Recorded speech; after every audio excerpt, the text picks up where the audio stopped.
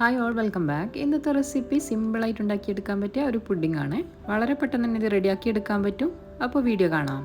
ഇതുണ്ടാക്കാനായി ആദ്യം തന്നെ വേണ്ടത് കാരമലാണ്. ഞാനിവിടെ 2 പാക്കറ്റ് കാരമൽ പൗഡർ എടുത്തിട്ടുണ്ട്. ഇതിൻ്റെ കാരമൽ മാറ്റി വെക്കുന്നുണ്ട്. ഇതിൻ്റെ പൗഡർ മാത്രമേ ഇതിന് ആവശ്യമുള്ളൂ.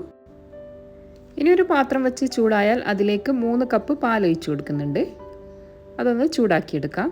ഞാൻ നേരത്തെ പറഞ്ഞതുപോലെ തന്നെ പെട്ടെന്ന് തന്നെ റെഡിയാക്കി എടുക്കാൻ പറ്റിയ നല്ലൊരു പുഡിംഗാണിത്. കുറഞ്ഞ ചേരുവകൾ വെച്ച് പാലൊന്ന് ചൂടാക്കിയെടുക്കാം. ഇത് ചൂടായി വരുമ്പോൾ ഇതിലേക്ക് കുറച്ച് മിൽക്ക് മെയ്ഡ് ഒഴിച്ചു കൊടുക്കുന്നുണ്ട്. കുറച്ച് ആഡ് ചെയ്താൽ മതിയാവും. കാരമൽ പൗഡറിൽ ഷുഗർ ഉള്ളത് കൊണ്ട് തന്നെ കുറച്ച് ചേർത്ത് കൊടുത്താൽ മതിയാവും.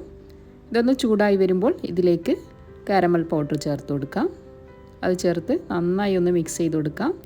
ഇനി ഇതൊന്ന് തിളപ്പിച്ചെടുക്കാം. മീഡിയം ഫ്ലെയിമിൽ വെച്ച് ഇത് നന്നായി ഒന്ന് മിക്സ് ചെയ്തെടുക്കണം. ഇതിപ്പോൾ ഇവിടെ നന്നായി തിളച്ച് വന്നിട്ടുണ്ട്. നന്നായി മിക്സ് ചെയ്തിട്ടുണ്ട്. ഇനി ഇത് മാറ്റി വെക്കാം. ഇനി ഇതിൻ്റെ ഫസ്റ്റ് ലെയർ ചെയ്യാൻ വേണ്ടിയിട്ട് ഞാനിവിടെ കേക്കാണ് എടുത്തത്, ഓറഞ്ച് കേക്ക്. കേക്കിന് പകരം ബ്രെഡ് എടുക്കാം. അത് ഒരു ലെയറായിട്ട് വെച്ച് കൊടുത്തിട്ട് അതിൻ്റെ മുകളിലായി പുഡിംഗ് മിക്സ് ഒഴിച്ച് കൊടുക്കാം. ഇതേപോലെ തന്നെ ഞാൻ 2 ബൗളും കൂടി സെറ്റാക്കി കൊടുക്കുന്നുണ്ട്.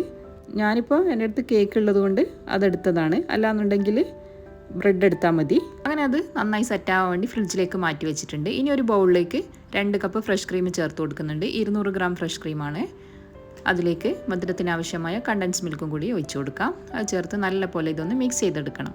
മിൽക്ക് മെയ്ഡ് നിങ്ങൾക്ക് എത്രയാണോ മധുരം വേണ്ടത് അതിനനുസരിച്ചിട്ട് ചേർത്ത് കൊടുത്താൽ മതി.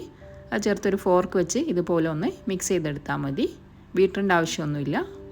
ഇതിപ്പോൾ ഇവിടെ നന്നായി മിക്സ് ചെയ്തെടുത്തിട്ടുണ്ട്. ഇനി നേരത്തെ തയ്യാറാക്കി വെച്ച പുഡിങ്ങിൻ്റെ മുകളിലായി ഇത് ഒഴിച്ചു കൊടുക്കാം. ഫസ്റ്റ് ലെയർ നന്നായി സെറ്റായതിനു ശേഷം മാത്രമേ ഇത് ഒഴിച്ചു കൊടുക്കാൻ പാടുള്ളൂ. ഇനി ഇതിൻ്റെ മുകളിലായി ഇതേപോലെ ഒന്ന് എല്ലാ ഭാഗത്തും ഒന്ന് സ്പ്രെഡാക്കി കൊടുക്കാം. ഇതിൻ്റെ മുകളിലായി ക്രീം ഒഴിച്ച് കൊടുക്കുന്നുണ്ട്. നല്ലപോലെ ഒന്ന് ലെവൽ ചെയ്ത് കൊടുക്കാം. ഇനി ഇത് ഫ്രിഡ്ജിൽ വെച്ച് സെറ്റാക്കിയെടുക്കാം. കുറഞ്ഞ ചേരുവകൾ വെച്ച് പെട്ടെന്ന് തന്നെ റെഡിയാക്കി എടുക്കാൻ പറ്റിയ നല്ല ടേസ്റ്റി ആയിട്ടുള്ളൊരു പുഡിങ്ങാണിത്. 3-4 മണിക്കൂർ സെറ്റായതിനു ശേഷം പുഡിങ്ങിൻ്റെ മുകളിലായി ഞാൻ അല്പം നട്ട്സ് കട്ട് ചെയ്തതും കൂടി ഇട്ട് കൊടുക്കുന്നുണ്ട്. നിങ്ങൾക്ക് ഇഷ്ടമുള്ള നട്ട്സ് ഇട്ട് കൊടുക്കാം. ഞാനിവിടെ ബദാമും പിസ്തയാണ് ഇട്ട് കൊടുക്കുന്നത്. ഇതിനൊക്കെ പെട്ടെന്ന് തന്നെ റെഡിയാക്കി എടുക്കാൻ പറ്റിയ നല്ല ടേസ്റ്റി ആയിട്ടുള്ളൊരു പുഡിങ്ങാണിത്. ഞാൻ നേരത്തെ പറഞ്ഞ പോലെ ഇതിൻ്റെ ഫസ്റ്റ് ലെയർ കേക്ക് ഇല്ലാന്നുണ്ടെങ്കിൽ ബ്രെഡ് വെച്ച് ചെയ്താൽ മതി. എൻ്റെ അടുത്ത് കേക്ക് ഉള്ളത് കൊണ്ടാണ് ഞാൻ അങ്ങനെ ചെയ്തെടുത്തത്. ഈസി ആൻഡ് ടേസ്റ്റി ആയിട്ടുള്ള പുഡിംഗ് ഇവിടെ റെഡി ആയിട്ടുണ്ട്. അപ്പോൾ ട്രൈ ചെയ്ത് നോക്കി ഫീഡ്ബാക്ക് അറിയിക്കാൻ മറക്കല്ലേ. ഈ ഒരു വീഡിയോ നിങ്ങൾക്ക് ഇഷ്ടമാണെങ്കിൽ ഫ്രണ്ട്സിനും ഫാമിലിക്കൊക്കെ ഒന്ന് ഷെയർ ചെയ്ത് കൊടുക്കുക. ഇൻഷാ അല്ലാഹ് അടുത്ത നല്ല വീഡിയോ ആയിട്ട് കാണാം.